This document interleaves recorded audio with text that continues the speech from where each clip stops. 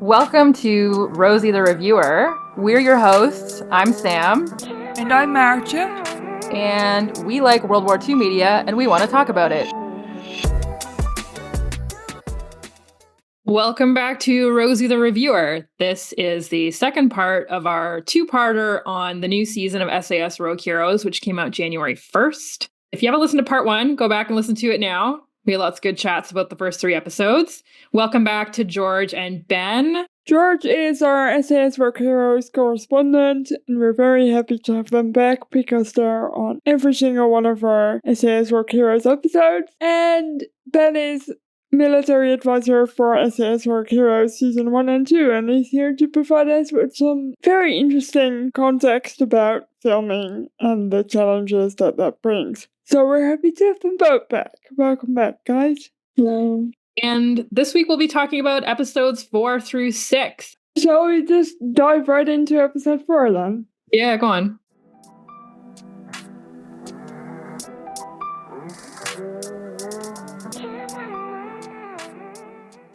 We start episode 4 with Tonkin, who in episode 3 was arrested by the Germans, and because of the commander order, he was set to be executed, but he is saved, at least temporarily, by a German general who wants to meet a member of the famous SAS. And in particular, he wants to know about the famous Petty Main. So, interesting scene for sure. I was very nervous for him when he was about to be executed. I thought it was very well acted. I quite enjoyed it. It's a good.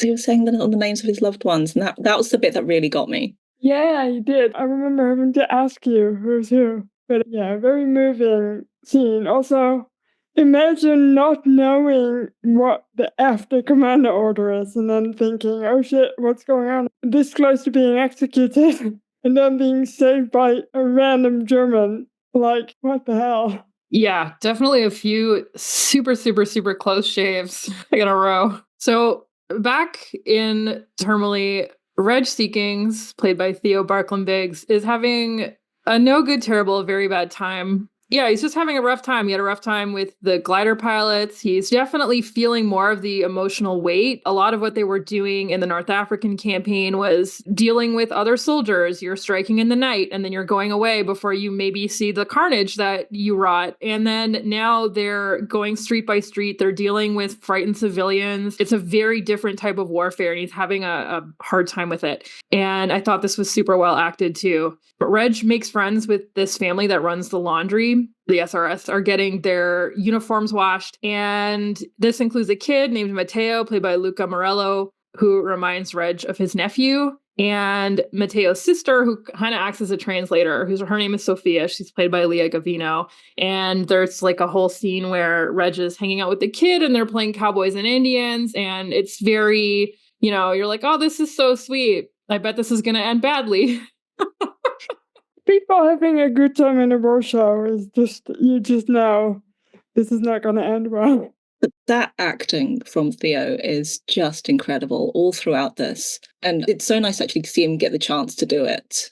Because I think if you look back at some of the other things he's been in, it's not gotten to show his range as much. But with Reg, you feel it every single way as he slowly unravels throughout. An award needs to be given to this man. I wrote down, get this man a BAFTA. Yeah, we would like one, please. Yeah, there's a bit where he's sitting with the kid and the kid asks him like how many people that he's killed. And he's man.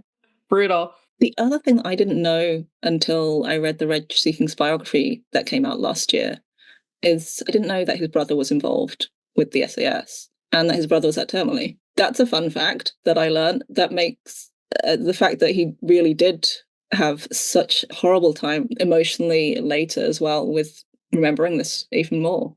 Did his brother survive? Yes, his brother did survive. Thank God. So the SRS are driven back into town from their forward vantage point by the arrival of German tanks. Eve also shows up, and she's got flamethrowers, so she's ready for a fight. She's included in this fight. And they have to get their uniforms on to be ready for the German attack on the town. I have some feelings about Eve being a part of this battle. I like her being a part of the battle. But also, did she have to be in front of all the naked men? I think we're just supposed to pick up from that she's just like one of the boys. And I genuinely, like, I don't think she's that bothered by it, so. Fair. But is she one of the boys? Can't she just be a kick-ass lady and not be one of the boys?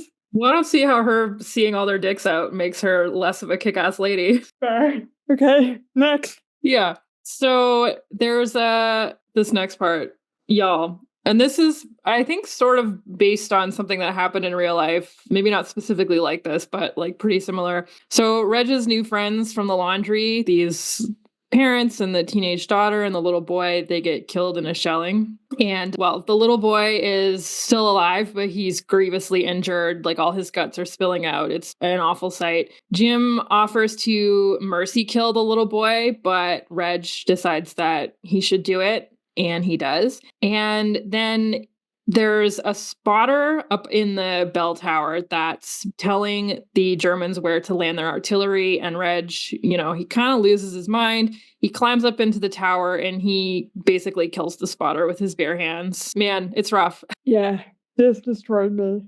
Not just this, also a scene later on in episode 6. But this one was really tough. I just imagine having met this family who's kindly kind of reminded him that he was still a human being, and then having them be killed like that in front of him because they were there. Like, if they hadn't been there with that family, they might have been fine. So it's so hard to watch. And it's an incredible scene for Jim as well. Like, once again, he is being the rock. He is trying to take somebody else's grief and pain on him. And the toll of that is huge, or it should be. Yeah.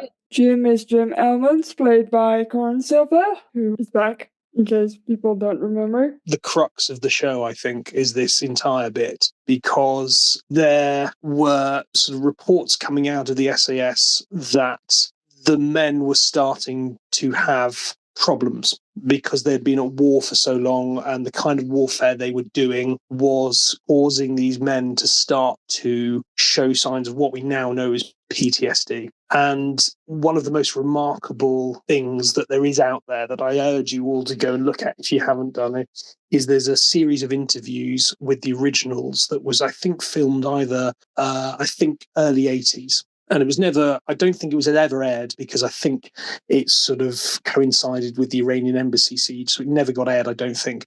But you can watch it now. Listening to the real people talk about what they went through is unbelievable. But the hard man throughout it is Reg. And you hear him talking, and he's sort of very gruff and sort of quite stoic. The others are fairly sort of like, well, it was tough. We did this, we did that. And you can tell that Reg is a bit of a rock. And then they get on to talking about this incident and also the boats, the incident we talked about in episode 1. And you can see the pain in his eyes. It's remarkable seeing it and trying to understand what he went through.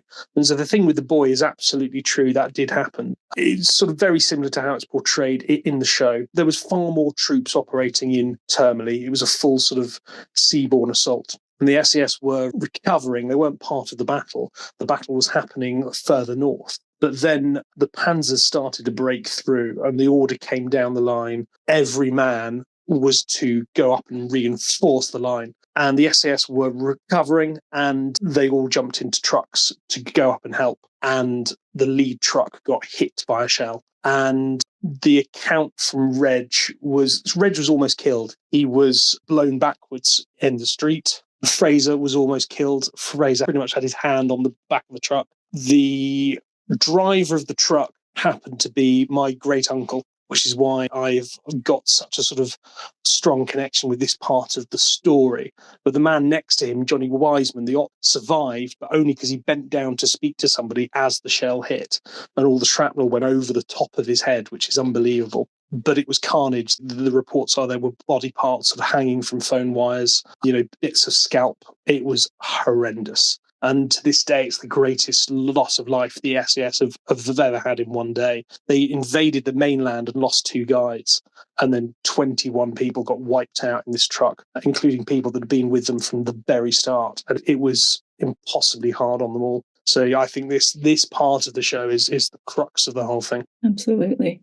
I've seen that interview. And I've talked about this, I think, on the pod before. I watched the Reg sequence and it was incredibly hard for me to watch it because I think it's sort of 4 miles away, not to dox myself, 4 miles away from where I'm currently sitting. That's where Reg was born. So his hometown is my hometown.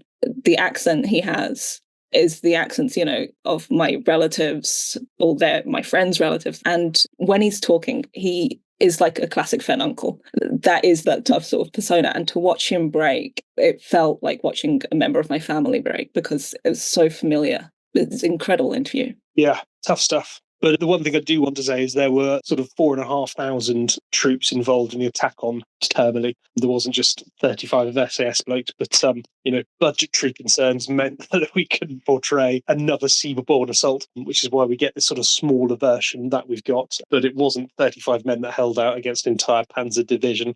That would be a little bit daft. But there we go. It was fun this way anyway.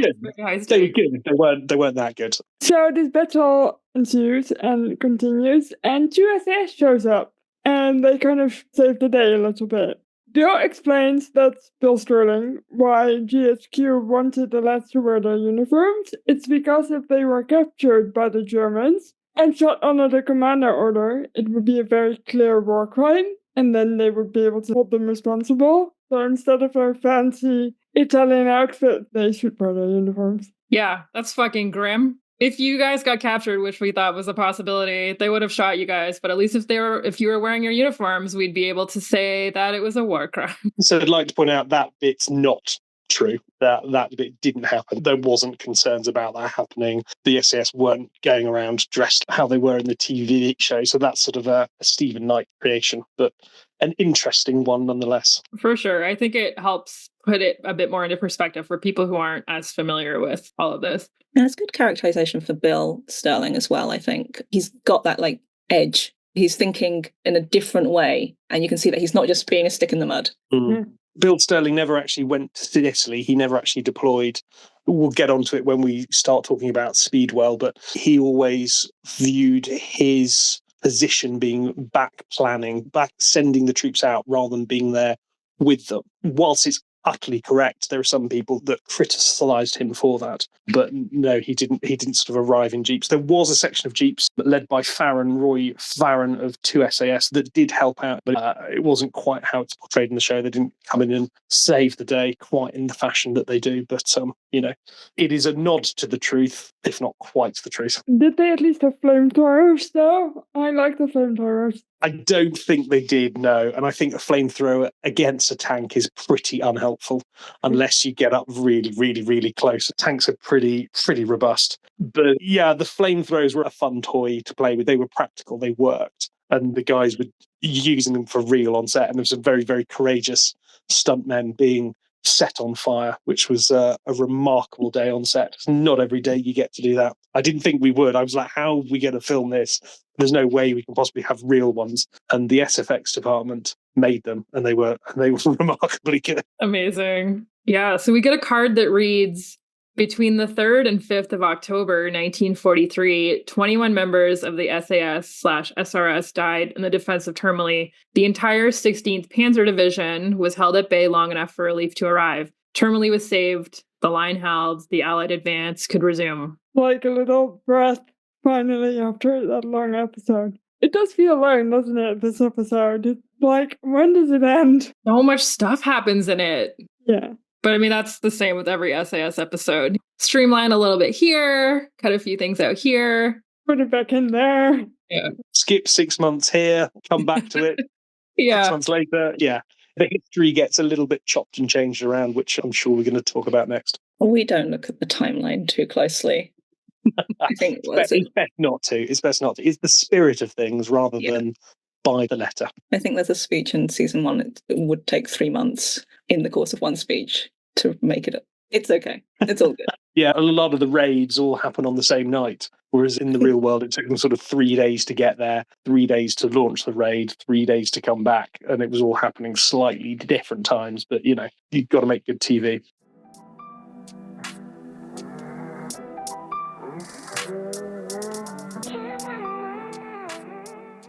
So we're in episode 5 already, and Tonkin fights his way out of his imminent execution again. Like, he's had this dinner with the general, but he's like, I could only keep you here for so long, and then he's gonna get executed anyway, but he escapes. And he starts to make his very long journey back to the rest of his unit, which kind of reminded me of the Fellowship of the Ring for no reason, but it did. And he nearly gets recaptured, but he gets a little angel on his shoulder in the form of an old friend that he just runs into on the countryside. So he makes it out. I enjoy that. So that did happen, but not to him. That happened to Gretvel Bell. So it's sort of, again, taking bits of the story, the truth, and just plopping it somewhere else. I happen to know Bell's great nephew, and he was like, why have they put that there? That belongs to my guy. I was like, well, yeah, they sometimes do that.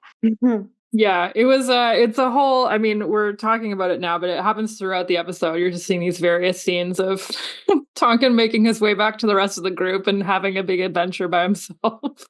I really enjoyed it. And I think it's a credit to Jack Barton that he can hold that as a new guy, all these solo scenes. Yeah, I did enjoy the scene where he's in with the family. And is he naked?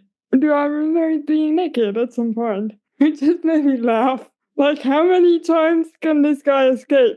Just how many? He's in with a family of Italians, and he's eating dinner with them, and they're, I guess, loyal to the fascists, so it's high stakes, but he is very naked.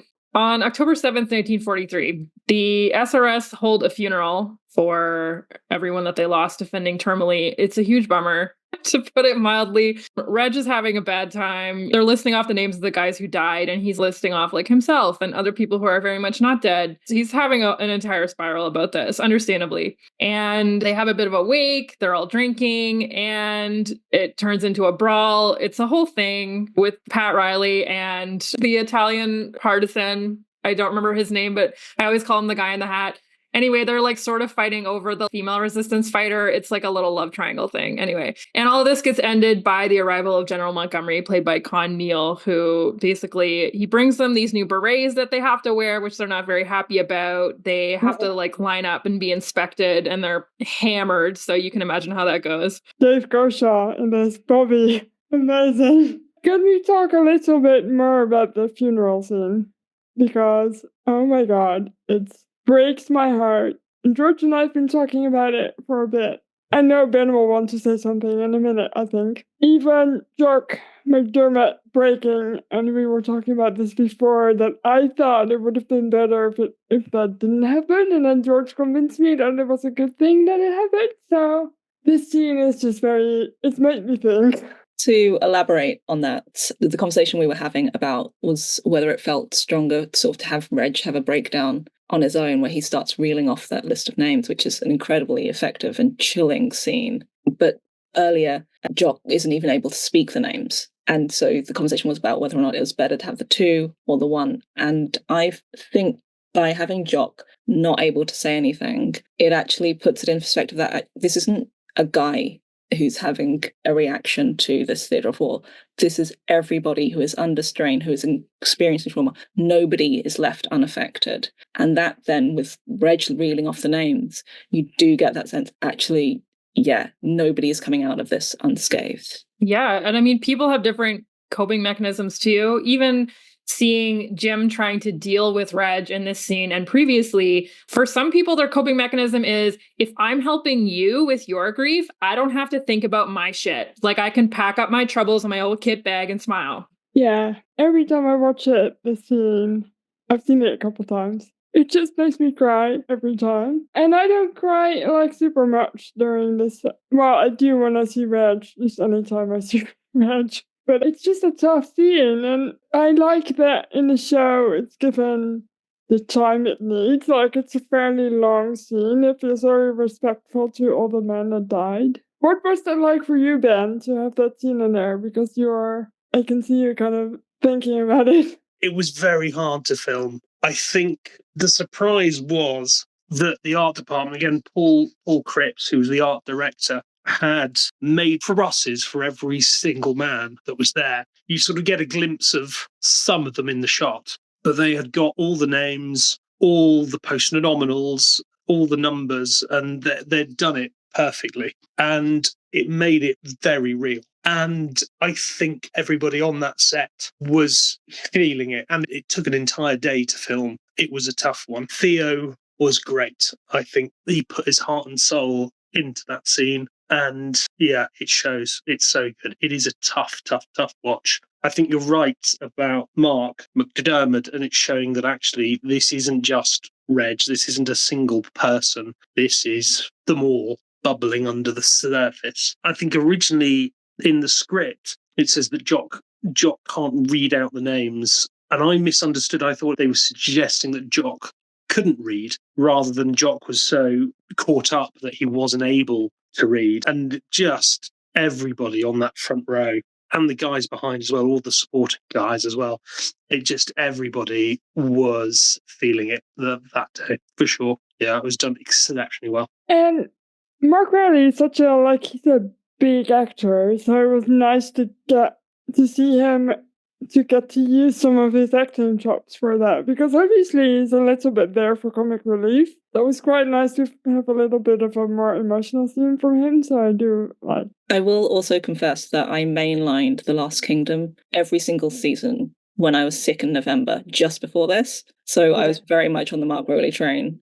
I wanted to see what happened. He's very good. He's one of these people that can do tragedy, can do the funny stuff. He's great. Yeah. I think he's a really good addition to the team. I could not stop laughing when we were filming the briefing tent scene, and he's pissing about offering Sterling a biscuit. And it just every single time has me in stitches. It's such a kooky, weird scene. And the way that him and Theo bounced off each other as well, it was very funny.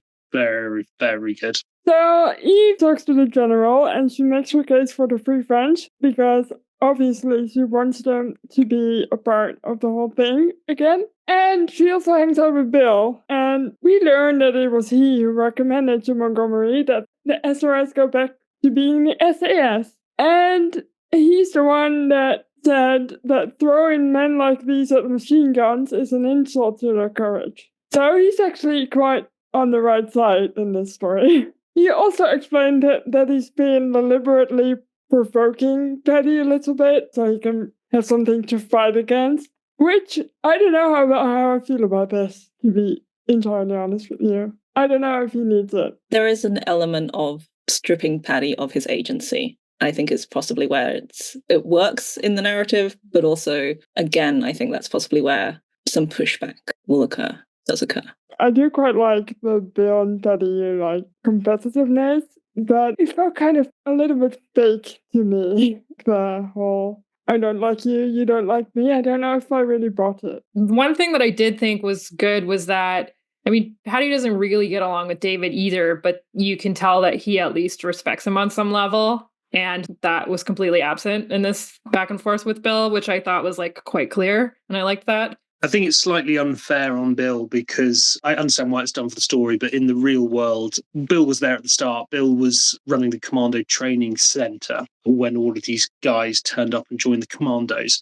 He was in Cairo when the SAS was being created and formed, and sort of the unofficial HQ of the SAS was his flat. That's where all the planning for the operations was done. And he got called back to London before they launched their first operation. And so he and Mayne knew each other and knew each other quite well. So this sort of rivalry between them, or not even rivalry, but this tension between them is all created for the show. I think Bill sort of gets a little bit of a better sort of play of things towards the end of the show. But I think in reality, he was much more involved than the show is able to show. I also feel like he's been made out to be a little bit of a bully to Paddy, which he's such a, I don't know what I'm trying to say, actually, so never mind. I think it's funny that you say that, because there was never a moment where I doubted that Paddy held the balance of power in that relationship. Yeah. There's a couple of moments that Gwyll gets where he has sort of one up on him, but most of the time it's the other way round entirely. I think Gwyll does such a good job of playing him. He is a cracking actor, and it's such a great casting for him to be the brother. They look so alike. It works so well. the character of Bill is he's a straight man. Like, everybody else is a bit crazy, but he's like the sane one. So one of the interesting things is that the original SAS mostly came from the commandos who came from the guards, and so they were all fairly straight-laced as much as they could be. But 2 SAS was filled with some very interesting, very, very odd individuals. And so 2 SAS was actually more of the weirdos and the rogues that we sort of associate with 1 SAS. But 2 SAS was really the oddities. There were some very peculiar individuals, very unique individuals within that, more so than I think we've been able to show in the show. But there we go. Yeah, I think the Bill and Patty relationship too is really like illustrative of this whole thing this season where suddenly the SAS are having to fall in line a little bit and they can't really do their own thing anymore. Now they have to try and operate within this like very specific set of parameters and like work with other people and that kind of stuff. And so I think this like Bill and Patty relationship, it makes it like so clear of like Patty's having to, you know, he's sort of railing against this. He's sort of chafing against it. The restored SAS, they get their name back. Pretty stoked about that. Well, Patty's pretty stoked about that. They blow up some railway junctions and trains north of Florence, so they're back to what they're good at. They end up having to prevent Reg from killing a prisoner. So obviously Reg is having a bad time and he just decides he takes out his gun and he points it at this prisoner and everyone's yelling at Patty to like order him to stop because like that's the only voice that he's going to listen to. And that's kind of a rough watch too, you know, kind of seeing the fallout there, how lots of times grief and loss manifests as anger. And Alfredo and Alessia are 2 resistance fighters. They're unfortunately killed during a raid led by Lieutenant Greville Bell, played by Stuart Thompson of 2 SAS. Now, this is, am I right in thinking this is Operation Speedwell then? Yes, this is sort of a nod to Operation Speedwell.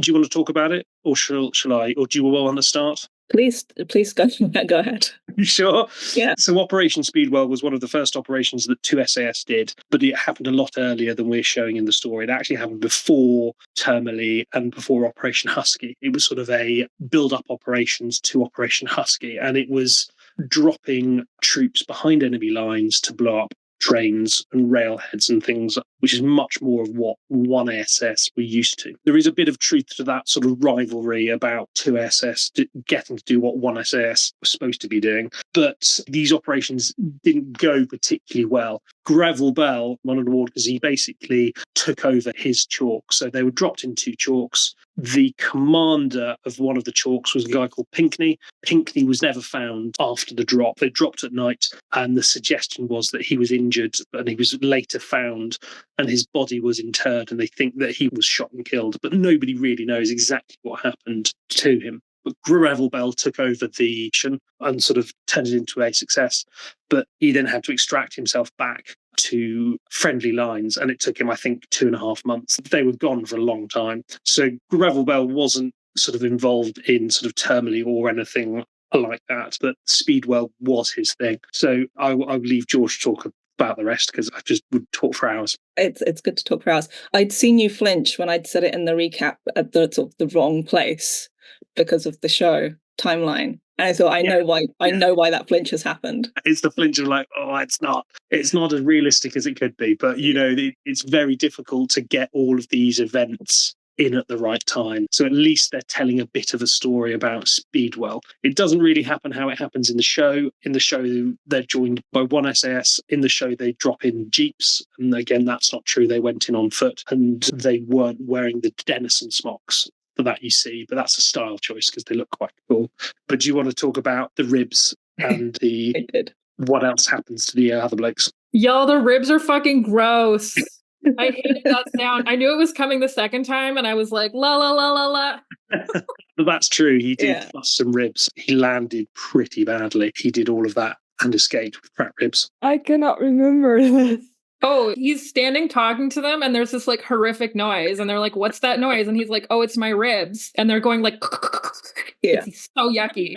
But later on, he says he's a rugby boy, and I'm like, that makes sense. I grew up with rugby boys. But I found this article which had, I think, a bit of the after-action report. It said, day 4, felt better and ribs beginning to knit, so decided to carry on, though every time I fell, there was an unpleasant grating noise.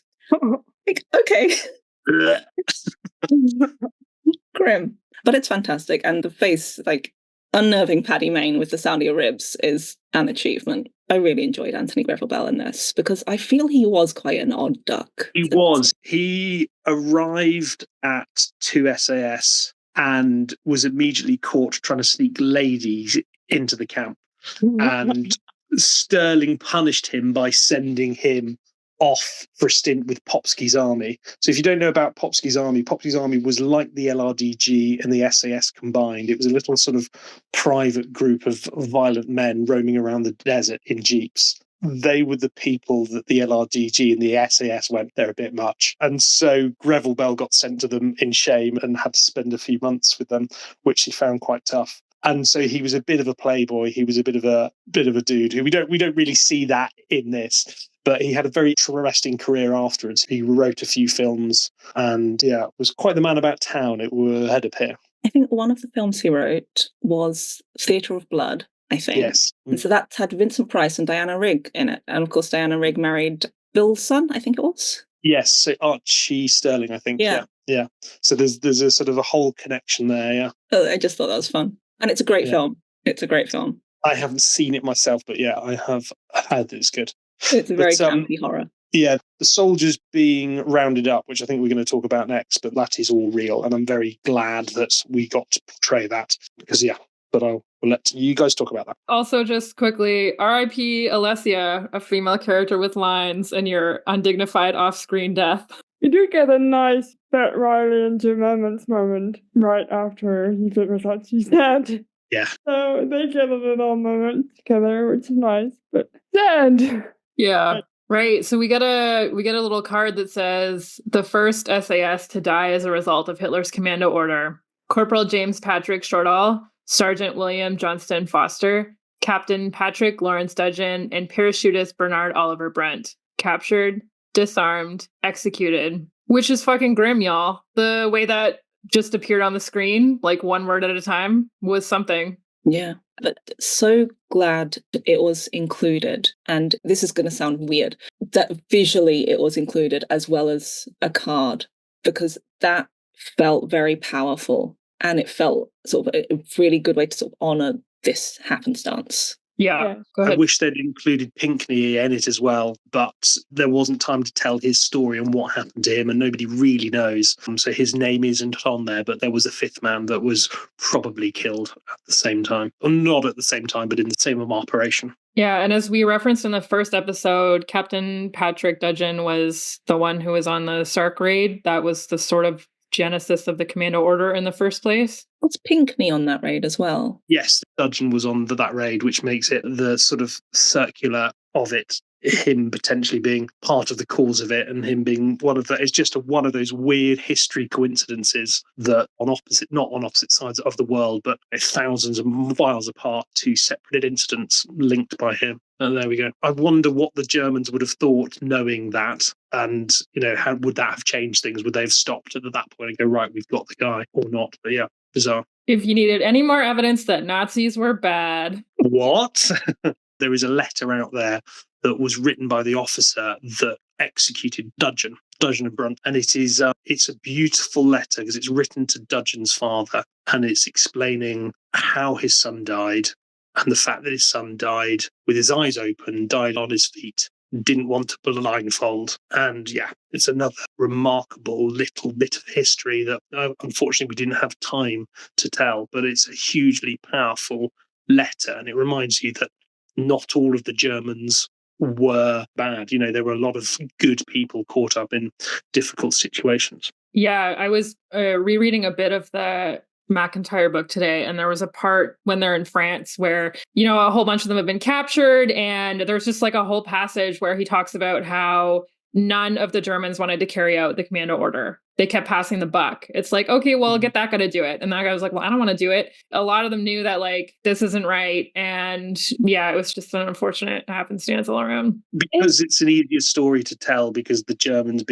whenever you tell a story for TV or film, you need a narrative shortcut for who is good and who is bad. And nobody is truly 100% good and nobody's truly 100% bad. And most people are somewhere in the middle. And it's always an unfortunate thing that the Nazis mean that every German is portrayed as being bad, and it's not the case. And there are some very, very amazing stories of Germans being incredibly brave, and those rarely get told. But there we go. We talked about the German resistance just a few weeks ago. So yeah, definitely. There's one last bullet point to this episode. We get to look at what Sterling's doing again. He gets out of solitary because the Italian guards bail. Yeah, so at this point, the Allied advance is happening. Basically, we're at a point where the Germans are going to continue to defend Italy against the Allies, but the Italians are no longer involved. And so the Italian guards are like, fuck it, and they just like leave. And so there's like a brief period of time before the Germans get there that there's an opportunity for people to get away. And they try very hard. So this kind of has a little bit of truth to it. It's actually Jim Armand's story. So when this happened, the Italians wanted to know where the Germans were. So they sent Jim Armand to the local town to find out how close they'd got. And they said, now you promise not to run away. And he was like, absolutely, I promise not to run away. And as soon as he got to the town, he was off, he was gone. So that's how Jim Armand escaped and got back to the UK, but it took him a few months. But that's the actual truth of it. Have fun. Don't run away. Yeah, don't run away. I promise you. Pinky promise. Let's start episode 6.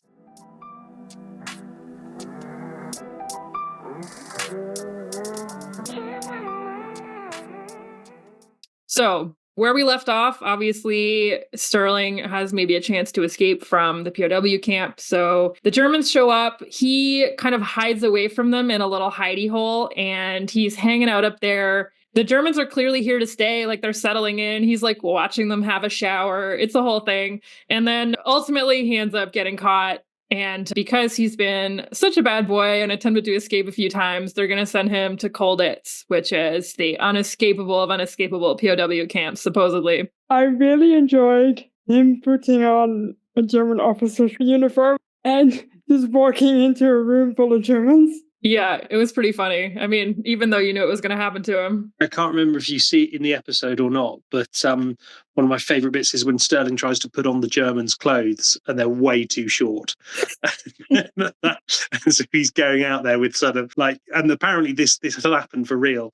He tried to get some clothes and was wearing sort of shin-high German stuff, so he looked a bit daft. I think we do see it in the episode, because isn't that what alerts the Germans to the fact that he's not German? Well, I think it's the fact that he's got a beard as well. And he just generally doesn't look right at all. Yeah. I'm surprised he even gets like 10 yards, let alone all the way out the front gate. Call back to season 1 when they also got in trouble for having a beard. Mm-hmm. Yeah, you would have thought he would have learned by that point. I think Yeah. the similar thing happened to Jack Pringle. He tried to escape dressed as a woman off a train, and then his trouser leg fell below the skirts. And they're like, no. Yeah, the beard thing in season 1 was because we couldn't have them shave, and there wasn't enough time to have them shave and grow back beards within the story. It would just have looked weird. So we had to have them in beards. So we had to invent the line of, maybe not shaving was a bad idea. That was sort of all a circumstance of compressing that timeline. But I think it's a great line. A great scene. So the SAS are headed home. Duncan returns, as you've said. He returns to them on the boat, and he gets to tell them his amazing story. Betty decides he's not ready to be around humans yet. And this is when we see him on the boat with Owen McGonagall, played by Donald Finn. And it's one of the most moving scenes of the entire series for me. Yeah, And a super quick recap for people who might not remember series 1. Owen McGonagall is obviously Patty's super close friend, potentially more, who died in the desert. And so this is him obviously conversing with Owen's ghost, so to speak. I love this conversation, actually. I always have to recap things that should be self-explanatory because my mom listens to this podcast and my friend who knows nothing about World War II listens to this podcast. So I'm like, just so you remember, those of you who didn't watch series 1. The delivery is quite good on this scene. I wonder, Ben, I don't know if you can tell us, but were they in the same room as they filmed this scene? Oh, yeah, they were together in the boat, yeah. But the boat was at Leavesden, whereas the background is a real background, but that was filmed actually in an island, and then that was put on the blue screen. So they were together in the boat, yeah. Very moving, for sure. I love this scene. Yeah, great. And again, big thumbs up to Paul Cripps, who was the guy that said, "Why is it not Owen in the boat?" And everyone went, Of course. Absolutely genius. And I just why? love the way Paddy relaxed. How is Jack O'Connell so good at portraying vulnerability like that? I just don't know. I'm in awe. Again, the scene with them all returning home is a really tough watch, because anybody who's been to war has had to come home at some point. Yeah, it's him and Reg. Yeah, tough stuff. Yeah. Johnny Cooper in that scene, sitting alone, because throughout he's been this mildly unhinged, kind of quite a cheerful guy throughout this violence. I think he gets some of the very funny moments, does Johnny Cooper. And then to watch him just be so young, he looks like a baby. Yeah. Jacob will be very happy to hear that, because Jacob's like a vampire. He is playing an 18-year-old. I think he's in his 50s. No, he's not. He's significantly older than the age he's playing. He's got a painting in the attic that is slowly taking the years. But it's him just sat there as well. I mean, all of them. It's really, really tough. Broken up by them throwing a Navy bloke, out the pub, which I think is an excellent sort of. It just punctures the whole thing. It's beautiful. Yeah, and also Jim going home and seeing his son got me. Oh my God, when that little kid goes, "Daddy," I was like, kill me. I'm done. What's even harder is we didn't have time to tell this in season 1, but Jim Armand doesn't deploy on Operation Squatter, that very first jump that they do that goes disastrously wrong. Jim Armand doesn't deploy on it because his son is very, very sick at home, and he's essentially waiting for news that his son has died. And so he doesn't die. And so that's the first time. I mean, Jim Armand escapes and then gets back home in a slightly different way.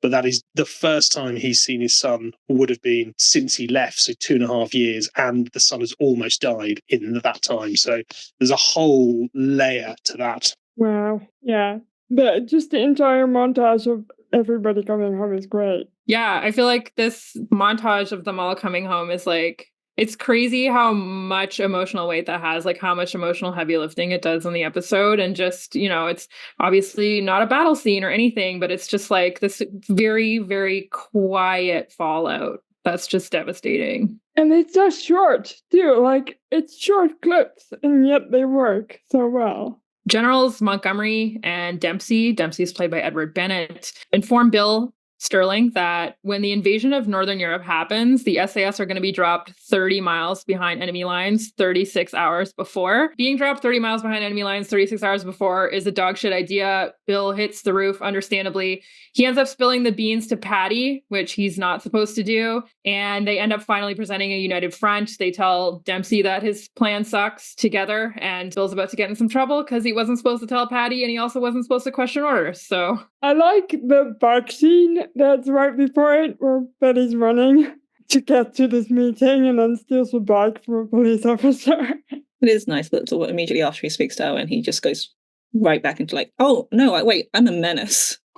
Let's go. Betty meets up with Dudley Clark, Eve, and Bill in a nightclub, and you can tell from the very beginning that someone's going to be in trouble. And Clark advises that Montgomery has changed his mind about the strike plan, but he is planning on railroading Bill into quitting because he gives sensitive information to Betty, and he questioned orders, as Sam said. So he's been a bad boy and he's no longer listening. So it's too much like Betty May now, so he has to go. I believe in real life, too, like his resignation is kind of dramatic. And then after, it turns out that he didn't even really need to resign, because they did ultimately end up changing that plan because they realized that it was shit. And so if I'm not mistaken, David did think that, yeah, like Bill ultimately like train wrecked his own career with the SAS, but it was David's opinion that he also saved the SAS when he did that.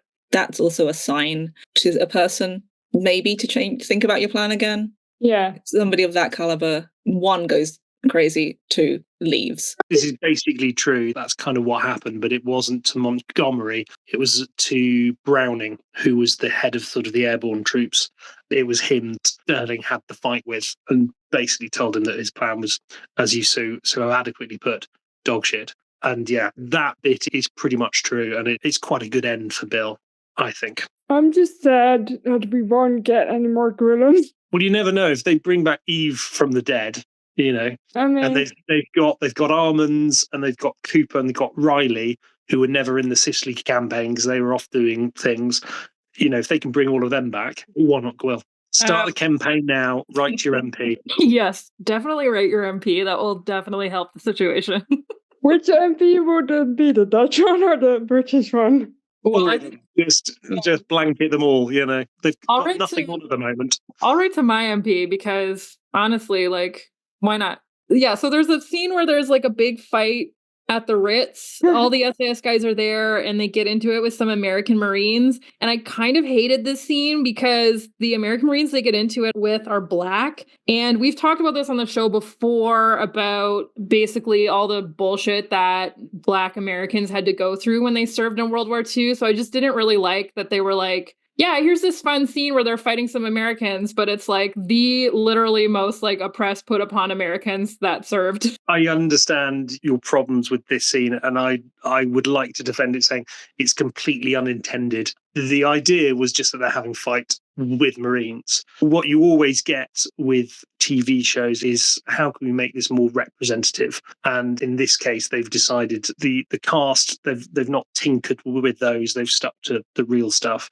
And so here they've wanted a bit of a more diverse look. But as you say, it's the unintended consequences is they are now then fighting black Marines, which is, when you look at it like that, it's like, ooh, yeah, that doesn't look great. But that was never the intention at all with that scene. Over here, certainly, there's generally a lack of understanding of what that period in the US was like. And we sort of forget that black people didn't have equal rights until, 20 years after this. So it's sort of entirely accidental, but I can understand why that looks bad. I'm sure people were thinking, God, Americans, and had not seen the other angle, but the optics are awful. Yeah. So the lads and Eve go up north to train in Scotland in the cold. They all look very cozy in their hats and scarves. And they're like, there's nothing here. And Betty's like, no, it'll be great. So Betty tells Eve that the attack on Europe is imminent,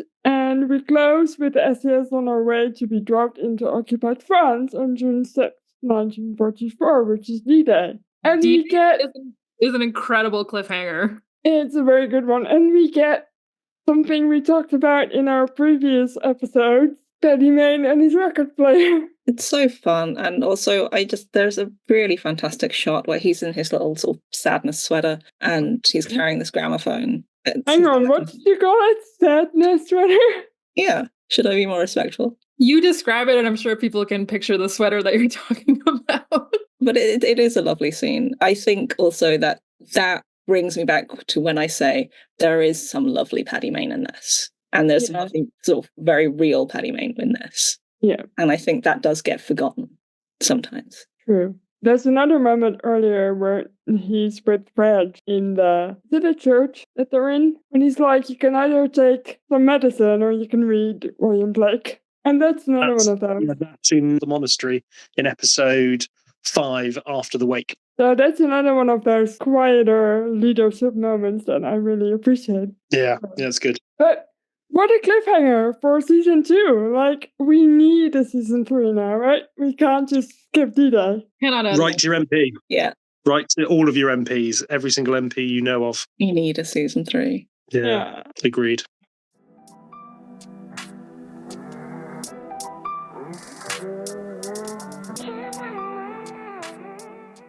So, looking forward to season 3, what do we think is going to happen, or what would you guys want there to be in season 3? I don't have what I think is going to happen. I have a desperate wish for somebody to appear in season 3. Yeah, the parachuting padre. Yeah. I desperately need him. It's such an interesting thing to have like somebody like him, a chaplain, to come in and sit with the man. And I know that when Reg gets shot in the head, he credits him with sort of like helping to look after him, and they sort of formed quite a bond and all of these. The military padre is such an odd thing, even for people who don't have a particular faith. I recently bumped into, in the middle of nowhere, in like the furthest reaches of Scotland that are completely uninhabited, I bumped into my padre from Sandhurst. who I had not seen in 20 years. It's such a sort of a supportive thing to have a padre there. And Paddy Mayne was convinced that this toll on the men that we spoke about previously was having such an effect that they needed somebody like a padre there, regardless if they were religious, but they needed somebody like that to talk to. And I think given all of the events of season 2 and that sort of theme, it would be a really good thing to have in 3. And I will be trying my damnedest to influence it as much as I can. Oh, that's good to hear. And we might get Mike Sadler back? Depending on his schedule with House of the Dragon, yeah, hopefully. Who knows? When does Aegon die? Who's read? No idea. One thing I'd like to point out is that we're already sort of fudging history a little bit because Paddy Mayne didn't jump in on D-Day, and these chaps didn't all jump in together. They jumped in separately, and Bill Fraser goes off and does Houndstooth. They get dropped into different places, but because of the nature of trying to tell the TV show, they're probably going to all end up in the story in the same place at the same time. But we'll see what happens. But we know that Paddy is first out the plane, so that's the story we're going to have to continue on with. And it's a bit of return to season 1, just in terms of what the SAS will be up to. Ambushing convoys, destroying bridges, destroying railways. It's more kind of like they're in the background of things, trying to hassle the Germans, trying to slow down the advance, rather than kind of being the spearhead of the attack. Yeah. Yeah, I would like for them to be in the Netherlands, but I think the only SAS that are really in the Netherlands are 2 SAS is there for a bit, but it's the Free French that make it to the Netherlands. So not a lot. They were there, but you didn't really see them, and we got a scene chopped out. But the French SAS, so 3 SAS and 4 SAS, were in episode 6. But you only see them in the distance where they're yomping over the hills of Scotland. If you look back down the line, you might see some people in black berets, and that's the French SAS. But there was a whole scene with them where the British SAS ambushed the French during an exercise, but due to time that got cut. But yeah, hopefully we'll be seeing more of them. Yeah. I just read today that there's an SAS raid that took place like 30 minutes away from my home. So I'd like it to be in the series. Anything else, George? I think that's all covered it. I mean, yeah, assuming that something around Hounsworth or Bill Westcott will be of a kind of thing that will appear. It would be mad if it didn't. Yeah. Yeah. So that's my chief prediction. But like I said, my desperate one is Fraser McCluskey. I think that dynamic would just be incredible. When I was having my flip back through the McIntyre book, I noticed that, well, as we've discussed before, actually offline, Tonkin, the night before D-Day, was building jigsaw puzzles with friend of the pod, Violette Szabo. And I know that when they're in France, they do work quite a lot with the SOE. So I'm hoping for a little bit of that. I like all that spy shit. When you say they were doing a jigsaw, is that a euphemism for something? I think they were really doing a jigsaw. That's incredibly dull. But I can't say for sure. I mean, I reckon that's a code word for something. Well, maybe. We can't rule it out. Yeah, I can't wait. I need a season 3 yesterday. Yeah. Is there anything else you want to mention, Ben? I mean, not really. We've covered everything. Season 2 is certainly less accurate than season 1, but there's some really, really good stuff in there. I always get it in the neck from everybody because it isn't particularly accurate, but it's a bloody good show. And really fingers crossed for season 3. I know that we're waiting on news from how it's performed in the US before it gets greenlit, but the early numbers are looking quite good. So fingers crossed. I will say on the accuracy front and sort of criticism, it's always a trotted out line that it brings the history to audiences who didn't know it. And okay, I was interested in World War II history. I didn't know anything about the SAS before I watched Rogue Heroes and wanted to dive down. Every single time I've had a conversation with somebody who's watched the series, they will start by asking me, what's real? They want to dive into these stories. And I think that should never be forgotten, Yeah, the number of people that have watched the show who, as you say, knew nothing about the SAS and knew very little about World War II. And the argument is, well, people will think it's all fact. People are not that stupid. People watch stuff all the time and presume it's all fake. As Stephen Knight has said, there's some stories that were so fantastical that he couldn't include them because they seemed so mad that nobody would believe them anyway. So yeah, I think people are smarter than other people think they might be. And I think more people knowing about this, especially the incredible sacrifice that these men, everybody else gave, I think the better, especially since now living history, those people that went through it are now sadly no longer with us. And, the living memory has died. We need more and more people to be interested in this kind of time period to go away and read the books and find it out for real. So I agree with you there.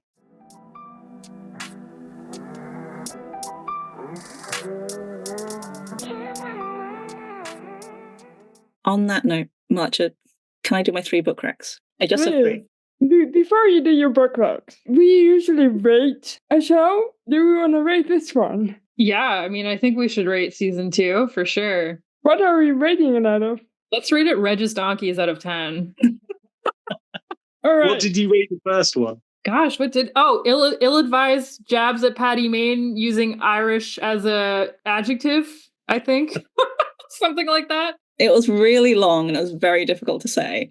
So I think Reg's Donkeys works much better. Yeah. All right. The donkey was really stubborn. Like Reg fighting with that donkey was 100% real. That was Theo trying to grapple this damn thing and make it move, but it wouldn't. It absolutely wouldn't. It had enough within about 2 takes, and we went on for a full day with that bloody donkey. So, George, how many Regis Donkeys out of 10 would you rate season 2 of SAS Rogue Heroes? Oh, see, this is hard because I rated the last one a higher than 10 number, and I don't want to bring that down. You rated it like 14 out of 10 or something. Yes. I'm going to give it a solid 8, Regis Donkeys out of 10, but it doesn't mean I don't love it as much. Fair. To be fair, there's no Mike Sadler in this one, so... That, I think, is where all of the points got lost. You gave him like 6 points last time, so... That's true. It was just for the slow ride. Yeah. Love a bit of Foghat. Ben, how many Regis Donkeys would you rate season 2? Unbiased, of course. I'm massively unbiased. I think sometimes it's a 9 out of 10 Regis Donkeys. I think at some points it's a sort of 6.5 out of 10. So I'm going to rate it a 7.3 donkeys out. Can I have 0.3 of a donkey, or do I have to have whole donkeys? Oh, which point of a donkey? I'll have 7 whole donkeys and the front third of another donkey. Mart, how many Regis Donkeys out of 10 would you rate this season 2? I don't remember how much I rated season 1, to be honest, but I'm going to give this an 8. What? I think you gave it a 9. I think we both did. Yeah, probably. I'm going to rate this an 8.3 Regis Donkeys out of 10. So we've got a spare third somewhere that we need to use up. Are you going for the middle third or the back third of the donkey? Because I've got the front third. The back. I like the back. Okay.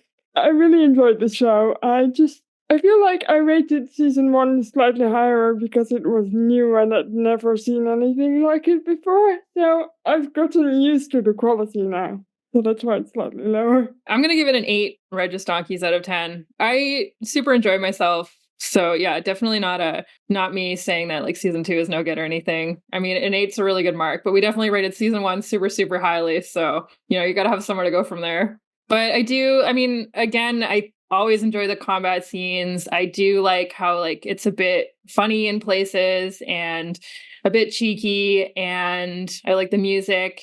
And I always think the acting performances are really good. I think that season 2 has got some moments where it is better and more powerful than season 1, the things which we've spoken about. But yeah, it's sort of there is the desert in season 1 was such a cool place to film and for it to be set. I'm just hoping that season 3 is even better. Fingers crossed. 5 and 6, 7 and 8 and 9. Many as we need. Yeah. All right, George, you got to rec your books. Yes, I would like to rec 3 books. 2 of them are very self-serving, I'm afraid, because they are 2 characters that we meet in the show very briefly. But the 21 Escapes of Lieutenant Alistair Cram by David M. Guss, I've got it beside me, is basically the story of Alistair Cram throughout World War II, and it's just absolutely crazy. It's insane. And there's a lot of Sterling in it too for the connection, but it is a great sort of side avenue to go down, having looked at the history of this series. And the other one in the same vein is Called Its Last Stop, which was a Jack Pringle's memoir. That's very short, so you can just race through that. And that's a fantastic read to get a bit more of a history of that man. And again, Sterling's in that. He does the foreword. And so it's really fun read, that one. And the third one is SAS Duty Before Glory. It's the true story of Reg Seekings. It was written by Tony Rushmer, and it came out last September. And it's a really lovely, accessible biography. And the super lovely thing about this is I went to the launch of this in Ely, where a lot of people, it was in a church, and a lot of the people in the church, when Tony Grisham was giving his talk, were family of Reg Seekings, of Bob Seekings, and Eric Musk, who's the friend of theirs from a village nearby called Soham. And it's a really sort of affectionate biography that gets into who Reg was as a man, as well as what he did. And the Seekings family also really quite loved it. So yeah, I would very much recommend that one. I love it. And I'm incredulous that you kept yourself to 3 books. That's amazing. Well done. Thank you. I'm so proud. Can I also say thank you for recommending a short book? 150 pages. Jack, wanna go on? Yay! Well, that's amazing. And again, we'll definitely be adding some of those to my to-read list, like I did the last time. And I'm actually not sure I've read any of them yet, but I do have some of them in a pile. They're in the to-read. Can I recommend a book as well? Yes. Yes. There's a biography of a man called Peter Davis. Let me just make sure I get the name of it correct. So it's called SAS Men in the Making. And it is one of the only biographies that is available of the time. And it's about Peter Davis, who joined the SAS in early 1943 in time for the Sicily part. And he was one of the troop leaders. And it is his diaries. And they were only found I think they were found in the early noughties, or maybe they were found by his son. His father was very sadly murdered I think he emigrated to South Africa, perhaps. But he found all of his diaries and he put them together into a book. So it's one of the few proper written accounts of at the time. So not written in retrospect, but written daily what happened. So it's a remarkable book and it's very frank and it's filled with facts. So if you want to know the true story, read that book. Amazing. Very cool. So Peter Davies, Men in the Making. Perfect. And Mart will put that on the website for anyone who wants to check those out. I have no book racks. I'm boring.